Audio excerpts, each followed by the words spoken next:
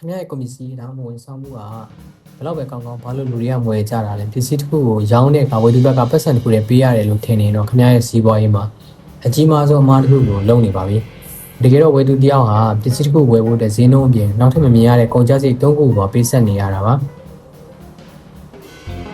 မားကတ်တင်းသဘောအရဝယ်သူတယောက်ပေးဆက်ရတဲ့ကုန်ကျစရိတ် total customer cost ၄မျိုးရှိပါတယ်နံပါတ်1ငွေကြေးကုန်ကျစရိတ် monetary cost ဒါကရှင်းပါတယ်ပစ္စည်းတန်ဖိုးအတွက်တိုင်းရိုက်ပေးရတဲ့ပတ်စံပါ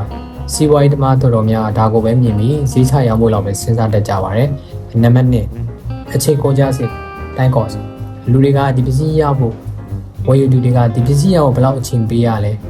ဆိုင်ကိုသွားမယ့်ချိန်တန်းစီရတဲ့ချိန် delivery ဆောက်ရတဲ့ချိန်တွေပါနံပါတ်3ခွန်အားကုန်ကျစရိတ် energy cost ဝယ်ဖို့အတွက်ဘယ်လောက်ပြင်မဲ့ခံရလဲကားပါကင်လို့ရတာပို့ရတဲ့ထဲမှာတွားရတာဒါမှမဟုတ် page မှာဘယ်လိုဝယ်ရမလဲမသိအောင်ရှုပ်ထွေးနေတာမျိုးပါနံပါတ်4စိတ်ပိုင်းဆိုင်ရာနဲ့စွန့်စားရမှုကုန်ကျစရိတ် physiological နဲ့ risk cost ဒါကအရေးကြီးဆုံးပါလူတွေပစ္စည်းဝယ်ယူတဲ့တိုင်း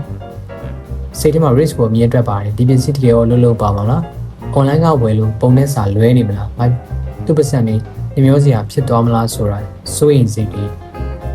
ဆုံးရှုံးနိုင်ခြင်း risk တွေကိုဝယ်သူဘက်ကပေးဆက်နေရတဲ့အကြီးမားဆုံးစိတ်ပိုင်းဆိုင်ရာကုန်ကျစရိတ်တွေပါဒါကြောင့် running